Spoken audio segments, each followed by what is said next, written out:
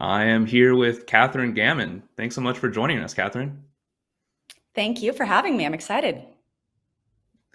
So, Katharine, you recently wrote what has proved to be one of our most popular articles of all time, well over 500,000 readers.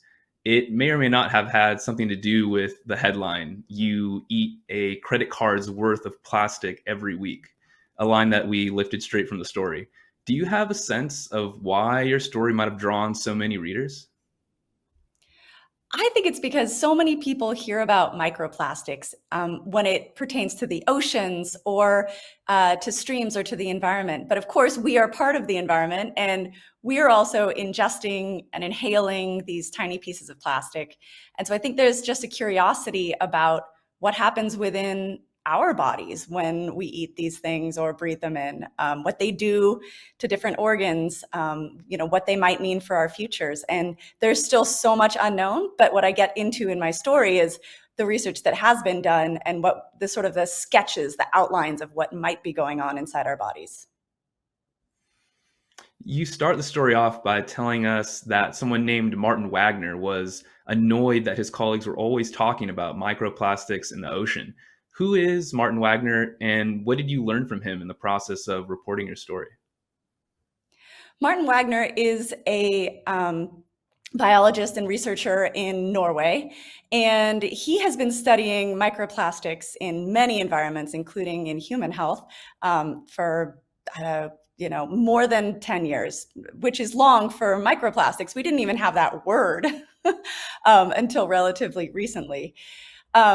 Wagner started off thinking about microplastics, and his colleagues kept talking about them as they related to the giant garbage patch in the ocean. But of course, he knew if it's in the ocean, it's also in terrestrial streams and lakes and rivers, which was more of his area of expertise.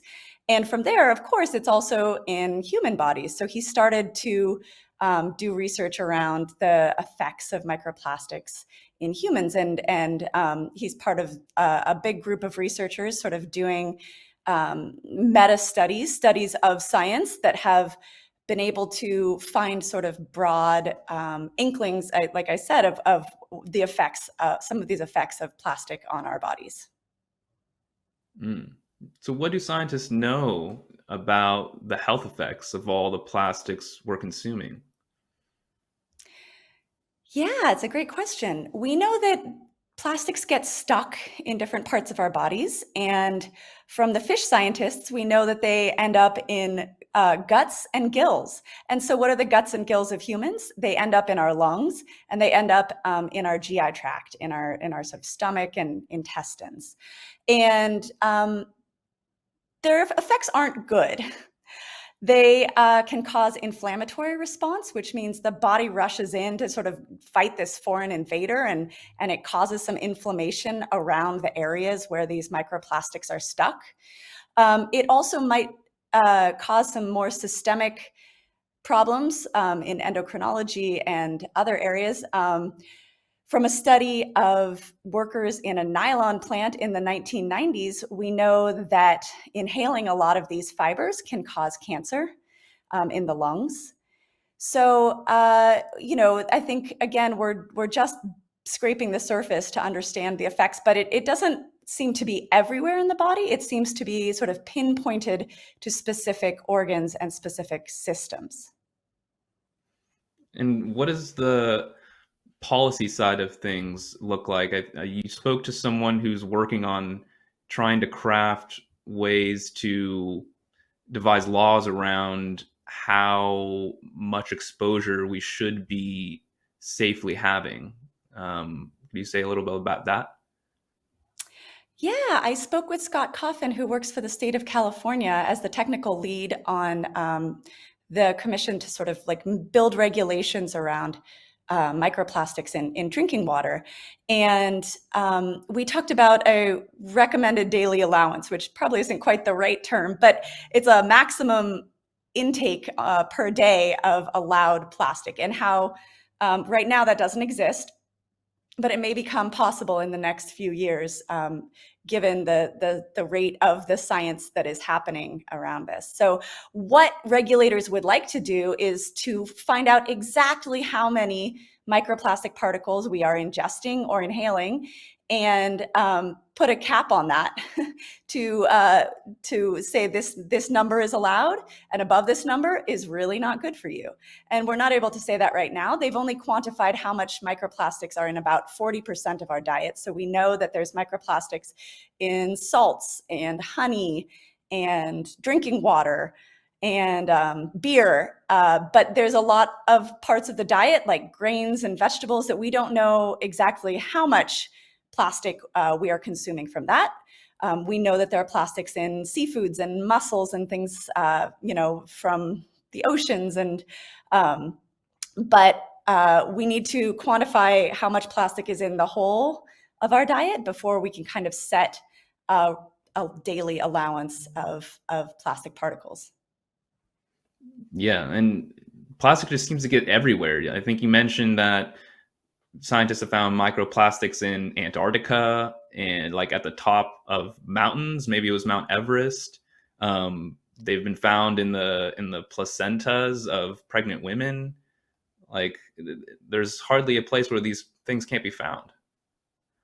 Yeah, when you think of these really remote environments, like Antarctica, and you think of, something as fresh and new as a placenta that's protecting an unborn baby, and yet there are microplastics in all of those places. So it's probably so ubiquitous. Scientists are starting to talk about a plastic cycle, the way that we talk about a water cycle or a nitrogen cycle. And plastics are now flowing through the environment in a similar way to other nutrients. So they may come down, get ground up in rubber tires, go up into the air, fall down into waterways, then flow their way through the food system, and then wash back out in human waste into wastewater and get picked up again. And we're sort of stuck in this problem. And as we create more and more plastics in the future, there's the rate of plastic production is increasing. We're going to need to think of really strong ways out of this problem. Were there any solutions that you came across in your reporting for the story to try and get close to start reducing the amount of plastics we rely on? So there are some efforts, and I will say California is one of these places where regulations are picking up, especially as the pandemic starts to wear down. So single-use plastics are starting to be banned in a lot of places, and I know the EU has made some strides on this, and again at the state level. It's so hard to get out of the plastic cycle because it is a really helpful tool for keeping food, fresh and easy, and for building things that are, soft and pliable.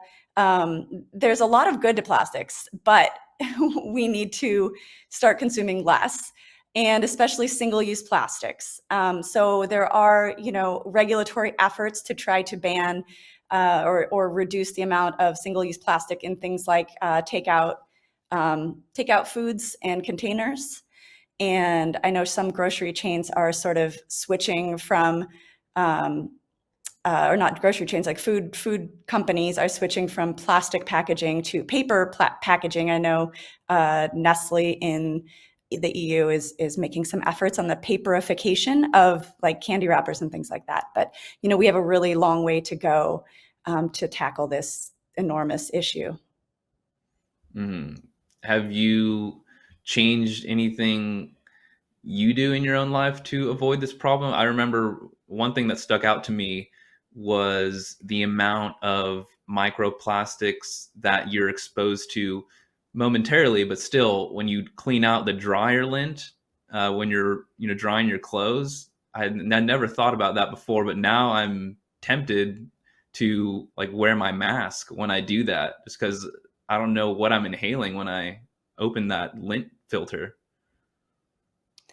Yeah, that's a really good point. It was shocking to me to find out how what the density of particles is that you're exposed to. Just like you said, when you open that lint thing and there's this like poof, cloud of stuff, you're breathing in, hundreds of times higher than the occupational exposure recommendation from the CDC and the WHO.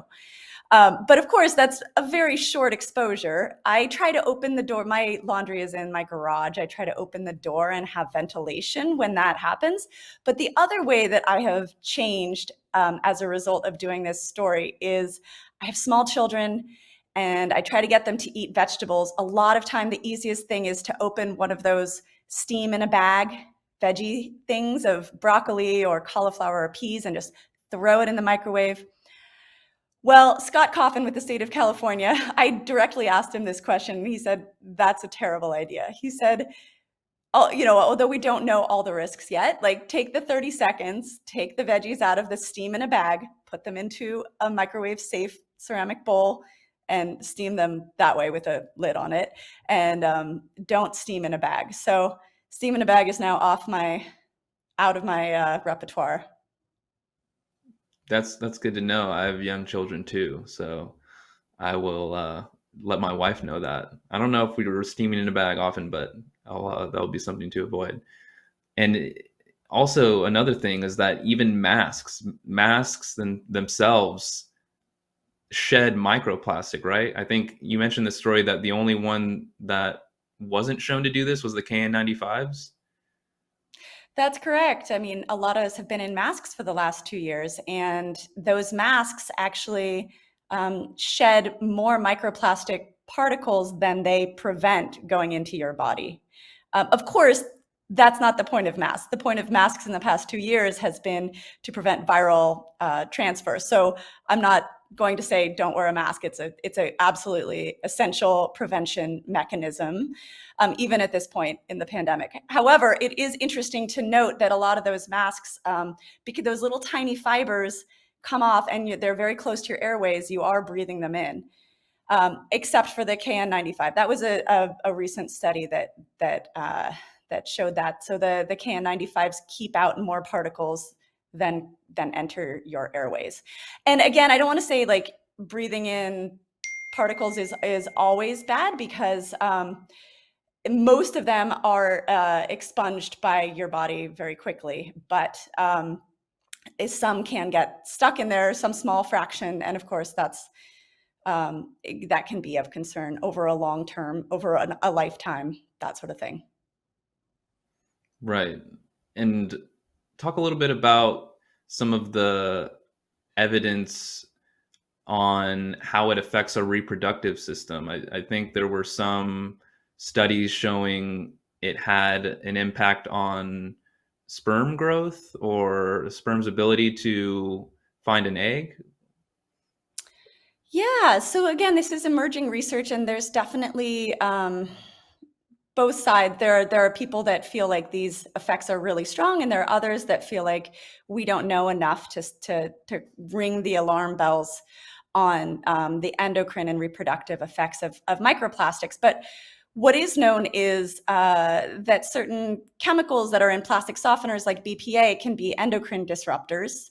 And microplastics may also have an effect on the viability of sperm, sort of the development of sperm, and its ability to find the egg, to smell out the egg when they're on their way, and can also have reproductive effects on female reproduction too. So again, there's a lot more research to be done in this area, but it's something that scientists are definitely looking really closely at, and they hope to have an answer in the next few years, a sort of an answer of how worried we should be. Yeah, I mean, just going off of the level of interest in the story, I think people would be very eager to hear the outcomes of this ongoing research. But I'm also interested in the stuff you're working on. What other stories are you pursuing? at the Oh moment? man, great question. I'm working on a story about baby genomes and what we may know about a child's future from a drop of blood at their birth. Um, I'm working on a lot of environmental stories about climate change and our oceans. I'm very interested in the ways that humans are changing our environment and the ways the environment is changing us. And I see microplastics as one of those ways that both we are impacting our surroundings and and we're in a way impacting our own futures with the choices that we make. Do you think that the cycle of microplastics through the Earth's environment, as you were describing earlier, could be some kind of Anthropocene signature, like the way that we're creating a new era of geological history on Earth? Absolutely. That's so interesting that you bring that up because I wrote this story on amber and insects stuck in amber from 100 million years ago. Um, I wrote it for The Atlantic a few years ago, and I was obsessed with the idea that the amber that's being created now, or the sticky gum that's coming out of these Hymenaea trees, that is trapping our environment now, that is encoding our environment for someone to come along and understand 100 million years from now, is trapping all of these microplastics. It's trapping something completely different, and this signature that we're making on our environment. I mean, every time we take a plastic bag from the grocery store, you're making a 500-year decision in an instant, because that's going to be around for far longer than you or your kids or your grandkids. Um, so we are, putting an indelible thumbprint, not just on our climate, but on our physical environment with these plastics and their associated problems as they break down. Katharine Gammon, that's a fascinating note to end on. I want to thank you so much for joining us. Thank you, Brian. It's been lovely.